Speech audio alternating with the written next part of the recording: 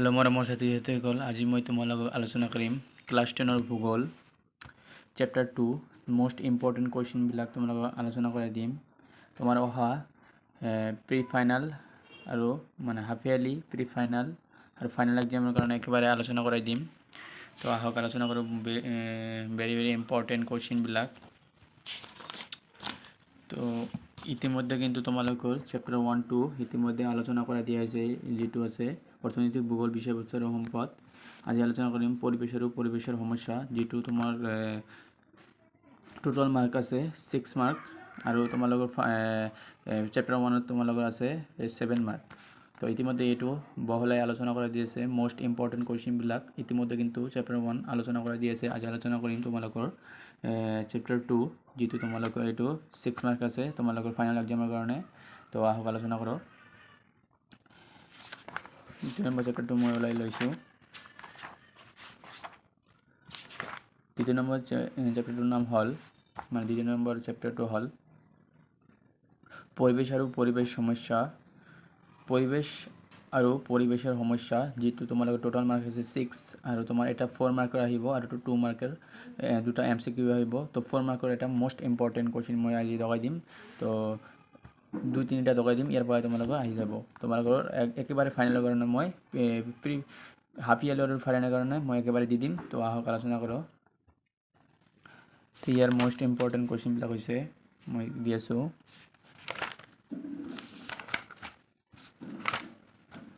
ইয়াত এটা most important question আছে, যে তোমালোকৰ পেজ নম্বৰ 24ত পাই যাবা। তো ইয়াত আছে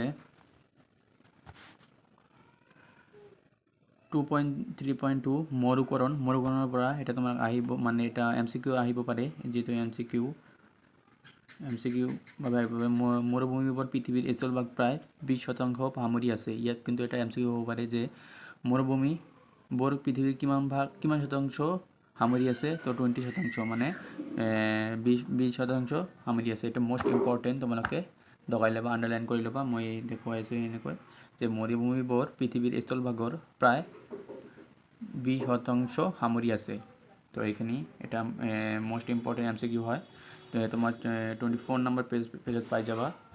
আৰু এটা যে তোমালোকৰ এটা মষ্ট ইম্পৰ্টেণ্ট যে গোলকীয় উত্তাপ বৃদ্ধি, তোমালোকে মানে 4 মাৰ্কৰ এটা মষ্ট ইম্পৰ্টেণ্ট কুৱেশ্যন হয় বুলি মই এইটোৱে ভাবোঁ, যে গোলকীয় উত্তাপ বৃদ্ধি এইটো 100% আহিবই।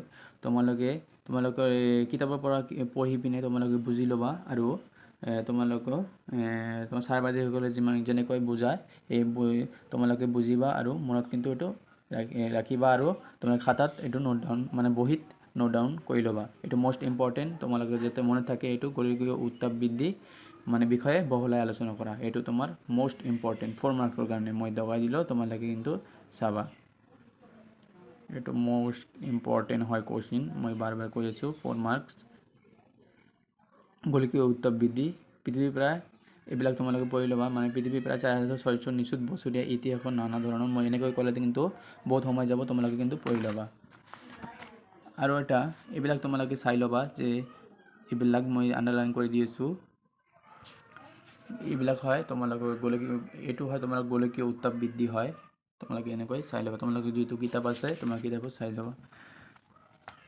আৰু তোমালোকৰ তোমাৰ এক্সাৰচাইজ এইটো অনুশীলনী, যে পৰিৱেশ বুলিলে কি বুজায়, এইটো হ'লে পঢ়ি ল'বা, এইটো ইম্পৰ্টেণ্ট আছে। আৰু ইয়াত মষ্ট ইম্পৰ্টেণ্ট 4 মাৰ্কৰ কাৰণে মই দি আছোঁ, যে পৰিৱেশৰ পৰিৱৰ্তন প্ৰধান কাৰকবোৰ উল্লেখ কৰা, এটা 4 মাৰ্কৰ কাৰণে ইম্পৰ্টেণ্ট হয়। আৰু পানী প্ৰদূষণ কি আৰু কেনেকৈ হয় লিখা 16 নম্বৰ প্ৰশ্নটো। আৰু 20 নম্বৰ মৰুকৰণৰ কাৰণ দৰ্শোৱা, মৰুকৰণ কেনেকৈ হয়, মানে এইটো কাৰণবোৰ দৰ্শোৱা কৈছে। আৰু গোলকীয় উত্তাপ বৃদ্ধি কি, যিটো মই ইতিমধ্যে ক'লোঁ, এইটোৱে মষ্ট ইম্পৰ্টেণ্ট হয়, তোমালোকে চাই ল'বা। ইয়াৰ কাৰণবোৰ উল্লেখ কৰা, মানে গোলকীয় উত্তাপ বৃদ্ধি কি, তোমালোকে 1 মাৰ্কৰ লিখি বা 2 মাৰ্কৰ লিখি ইয়াৰ কাৰকবোৰ উল্লেখ কৰিব দিছে। তোমালোকে যদি কাৰকবোৰ পঢ়া, তোমালোকে কিন্তু গোলকীয় উত্তাপ বৃদ্ধি কি এটা বহলাই লিখিব পাৰিবা। তো এইখিনিয়ে। আৰু আছে গোলকীয় উত্তাপ বৃদ্ধি কি ধৰণৰ সমস্যাৰ সৃষ্টি কৰিব পাৰে, মানে এইটোৱে কাৰকবোৰ পঢ়িলে এই গোলকীয় উত্তাপ বৃদ্ধি কি ধৰণৰ সমস্যাৰ সৃষ্টি কৰিব পাৰে তোমালোকে কিন্তু তোমালোকে পাই যাবা।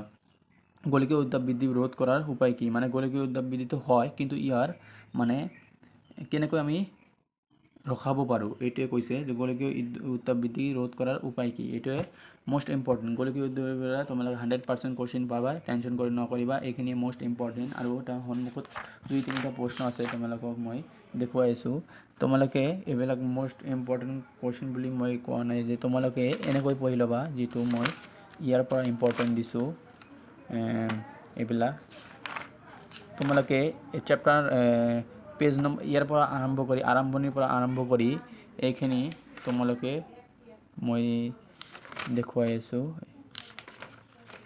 পৰিবেশ প্ৰধান সমস্যাসমূহৰ পৰা এইবিলাক তোমালোকে অলপ ৰিডিং পঢ়িবা ইয়াৰ পৰা তোমালোকে ৰিডিং পঢ়িলে তোমালোকৰ যেনেকুৱা আছে বায়ু প্ৰদূষণ পানী যিবিলাক আছে এনেকুৱা যে বায়ু প্ৰদূষণ তাৰপিছতে পানী প্ৰদূষণ এইবিলাক তোমালোকে অলপকৈ পঢ়ি ল'বা এইবিলাকৰ পৰা তোমালোকে আইডিয়া পাই যাবা যে কেনেকৈ লিখিব লাগে আৰু এইখিনিৰ পৰা মই দেখুৱাই দিলোঁ এইখিনি তোমালোকে 2-3 পেজ প্ৰথমত ৰিডিং পঢ়িলে তোমালোকে এটা আয়ত্ত আহি যাব আৰু তোমালোকে পিছত যিবিলাক আছে যেনে গোলকীয় উত্তাপ বৃদ্ধি এইবিলাক তোমালোকে নোট হিচাপত পঢ়ি যাবা আৰু এইবিলাক ৰিডিং পঢ়িবা এইবিলাকৰ পৰা তোমালোকৰ এটাতো এনচাৰ মই ইম্পৰ্টেণ্ট দিলোঁ আৰু এনেকৈয়ে কিন্তু মই প্ৰথম চেপ্টাৰটো আলোচনা কৰাই দিছোঁ তোমালোকে প্ৰথম চেপ্টাৰটো তোমালোকে চাই ল'বা আজি দিলোঁ 2 নম্বৰ চেপ্টাৰ অহাকালি দিম 3 নম্বৰ চেপ্টাৰ আৰু চতুৰ্থ নম্বৰ চেপ্টাৰটো মই যেহেতু ইয়াত 14 মাৰ্কছ আছে মোষ্ট ইম্পৰ্টেণ্ট মই 3-4 দিন মোৰ এইটো পঢ়িব লাগিব যেহেতু ইয়াত বহুতখিনি প্ৰশ্ন আছে এই 3-4 দিন পঢ়াৰ পিছতে মই এইটো দিম